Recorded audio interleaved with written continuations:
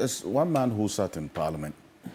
This LI was late, and despite all these concerns that were raised. So, Dafeamekpor, how did that happen? Because some of your colleagues, the minority MPs, say they were surprised. In fact, they were not in agreement with this decision to have this LI laid when you were in Parliament, despite all these concerns that have been raised. Okay, thank you very much once more, and good morning to our viewers. Let me explain some few procedural matters. When Parliament delegates an entity its legislative powers, as in Article 11(7), that delegated legislation, which is a subsidiary legislation, will have to be laid in Parliament. That's the formula. Now, this matter triggered some Supreme Court action, which led to the Supreme Court pronouncing that legislation is in the domain of Parliament.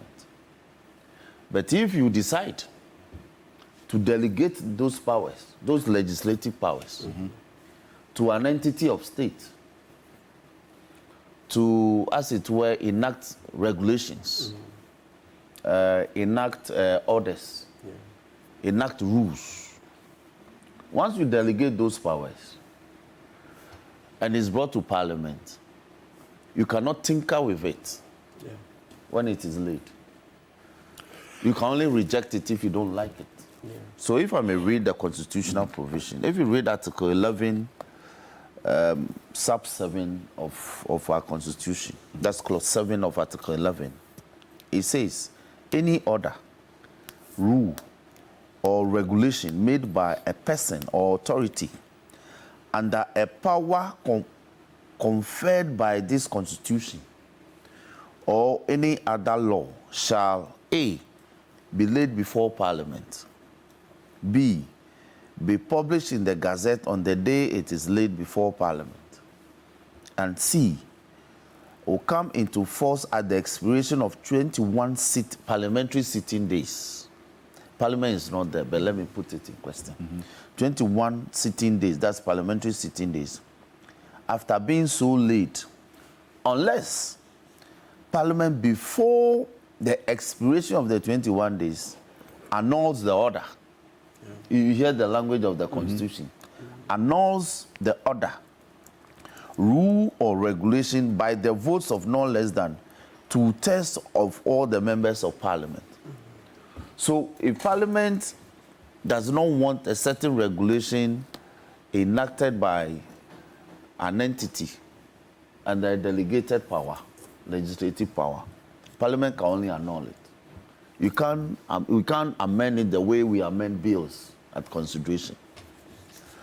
So what Parliament has done over the years is that when entities based on provisions in enactments, giving them the power, for instance, we can say that upon coming into force of this act, the minister must within or may or shall within 12 months or 1 year bring regulation to operationalize this act. So essentially, with what has happened now, in the next 21 parliamentary sitting days, if this LI is not withdrawn, let me finish. It will go through. Let me finish.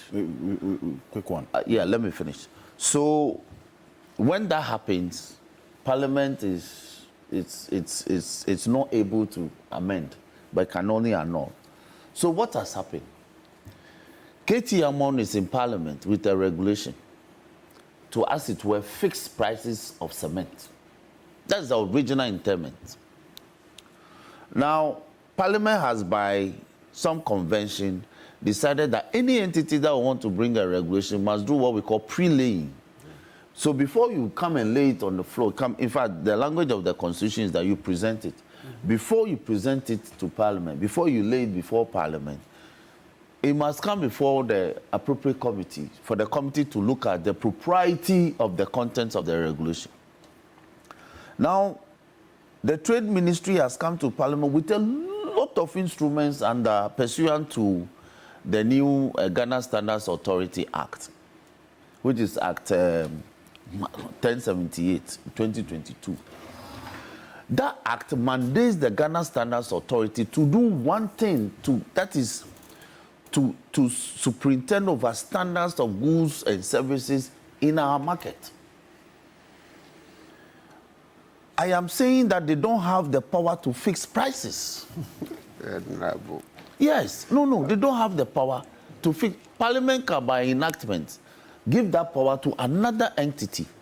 Or we go back to the parent legislation, which is Act 1078, 2022, to amend it to give them power to fix prices of commodities.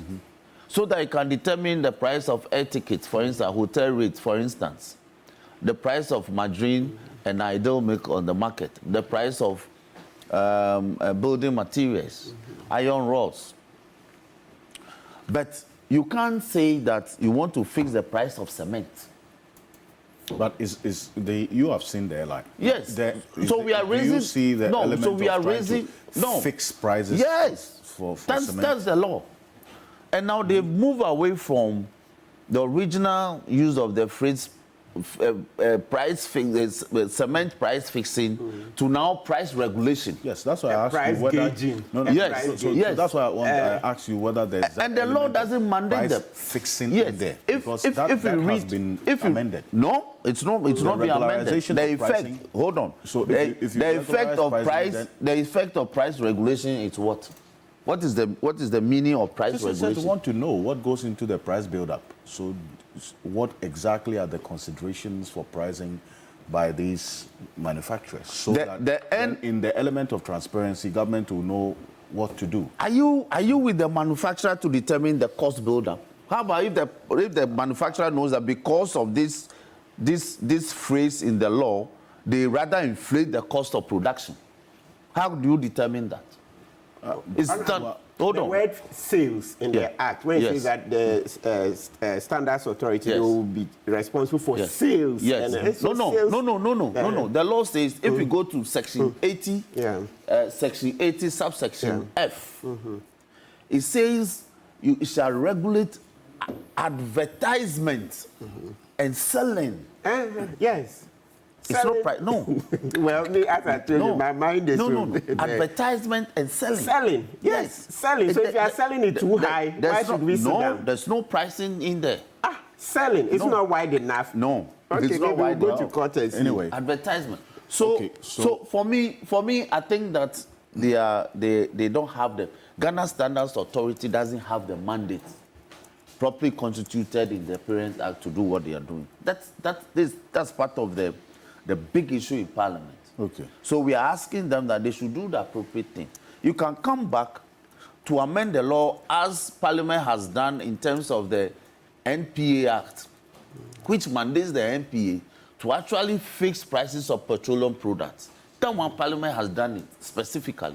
So they do it. So anytime there's a price change, they tell us that this week we are buying a liter of petrol at this price. We are buying a liter of diesel at this price. A liter of gas at this price. They tell us. Because Parliament has mandated them to, as it were, fix the price of petroleum products. You can. No. But we didn't do so specifically in terms of the Ghana Standards Authority. Because you see, the entire legislation is about guarding our standards of products. In a free market economy, you don't have the mandate to be fixing price of commodities. And it is a wrong approach to tackle the pricing of cement. If you check the price of cement, it's actually pegged to the dollar. So it is the depreciation of the dollar that is affecting the hiking of the cement price. But it is not the cost of this concept of free market economy. I recall last week you raised issues about. Yes, government is regulating. Even free market, where does it exist? What we have is usually welfare economies. Yes, welfare. Martin, I am saying that the regulation of the market in a free market economy is about standards, quality of service. There's nowhere that you fix hotel rates There's nowhere that, for instance, you fix the price of milk.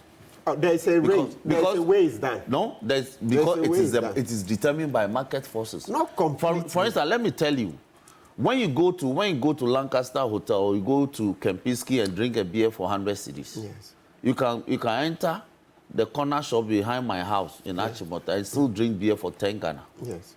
So it is the market that determines the price of a commodity, where and the location of all that. You can't. So if you fix the price by legislation, and tomorrow the market forces determine that you must sell it lower, do you come back to Parliament? Oh, I think if I may just understand. So these are the matters. But me, fundamentally, I am tackling the mandate of the Ghana Standards Authority to presently come with this airline in its current form, to as it were. What they have done is that they brought an airline last year to actually license cement manufacturers going forward. So every cement manufacturer now will be licensed, including the existing ones. That's all good. So there are conditions under which you'll be licensed, and there are conditions under which you will manufacture. When you breach any of those conditions, provisions are very clear, such as in Regulation 11, 16, and 17, under which your license can be revoked. That is all good. But to say that I have to fix the price, I have a big problem with that, because you don't have that mandate. Well, Council, can I have one minute? Just a quick. Yes. So what I see in the regulation, they're saying that, look, tell us the range, factory price, right? So that means the cost before transportation comes in. So you see, part of it is that, when they produce, let's say, gas in Tema, it's going to take quite a distance to get to Paga in the Upper East, right? So tell us the price at the factory gate in Tema, so that then we can compare and see how much it is going for in Paga, Boko, etc., right? Then through that, we can streamline. The MPA one you mentioned. Under MPA, there's a fund. There's a Unified Petroleum Price Fund. Yeah. So MPA, we get the fuel in Accra being the same as the fuel, the price in Paga, because of that fund. So there's a way you cross, the word may not be exactly cross-subsidized, but that's what I mean. So that the price is uniform. We've not done that for cement. So I see in the regulation saying that tell us the ex-factory price, right? So that when you do, and after that, they'll be looking at mechanisms to unify. So it's the first step. So let's look at it. It says the purpose of these regulations is to provide the streamlining and regularization of the pricing of cement for wholesale and retail distribution in the country. B, the pricing of cement in the country in a fair and transparent manner. Now, we don't understand. When it comes to fuel, petrol, all the fuels, there's the LI, the regulation, so we can tell this tax, that the price build up. What goes right? into the price build up. Excellent. But we don't have it for cement now, so this will help. C, the prevention of price gauging. That's the one that you increase the price unreasonably. So we want to stop it. And then D, the promotion of competitive practices within the cement industry. So, as I've said, for me, except the one about people who go to jail that I thought that it's a bit over the bar, these ones, I think we must start from somewhere. That's the same way when this fuel price deregulation started. People are, no, right? Initially, government used to fix it willy-nilly. Then later we saw that demand and supply wasn't good, so we decided to deregulate, right? And then years on, now we've seen that let's go back because it's bringing a race to the bottom where some people are reducing too much, so they say, okay, we'll fix what? Price floors. So we have price floors, that's the minimum, and then price ceilings. Below which you cannot go. And then price ceilings so above a which. Range. Exactly, right? So, as I've said, yes, but for Katie Hammond's mannerisms and the way he hasn't handled it well, I think idea in itself is good. So let them engage. Because, master, people are feeling it too. People are feeling it. Why? I buy cement. So this saying that, yes, this saying that, oh, it's pegged to the dollar. As I said, I understand it. My first, going to university was business. But as you read business, and you see that, look, if we leave everything to businessmen, listen, we will die in no time. Because for them, it's profit maximization. So you need people who are humanitarian at heart, who want to protect the consumers, to sit on top so that we can restrain businesses. As I've mentioned, listen, you read Joe Biden's State of the Nation address, and his pride is that we have reduced drugs, the prices of drugs. Big Pharma were killing Americans, and it didn't start with Joe Biden. Trump was fighting, he didn't finish. And as I said, you see Bill Clinton, after leaving office, he's been on it. HIV, the generic drugs, etc. Fighting, that's his campaign. And you see successive presidents have come to buy into it. And now, they've regulated the prices of drugs in the US. And it didn't start with drugs. As I said, this whole book, I'm reading about regulation. You start, listen, from the 1930s, the big, the New Deal, when Roosevelt came as president. The Supreme Court, at a point, they were shooting down his policies that, no, you can't regulate this, you can't regulate. Then later they saw that, if you leave businesses alone, they will kill consumers. So they had to agree. The New Deal policies went through. So in the US, they are full of regulations. So I think, Martin, we should learn. You misunderstand me. I am saying fix the legal framework. Yes. And make it clear that the Ghana Standards Authority has the power to fix prices of goods and commodities where they deem it fit, so that we don't smuggle things that do not fall within their mandate. I speak purely of mandate. I get it. You understand? Now, so the one saying that the word selling is good for me. It's not. Because they use a combined, advertising and selling. So good. Honorable, let me bring this principle. You and I, good, we are lawyers. So if advertising was complete to capture the idea, right, then that's it. So it means that advertising is one thing, and then the use of selling is another. Remember? It's conjunctive. No. Yes. Advertising and selling. Yes, so they are different things. They are not. They are different. No, they are different. They are different. Advertising and selling They are are not. two different. They are not. Yes. They are not. Honorable. They are two different things.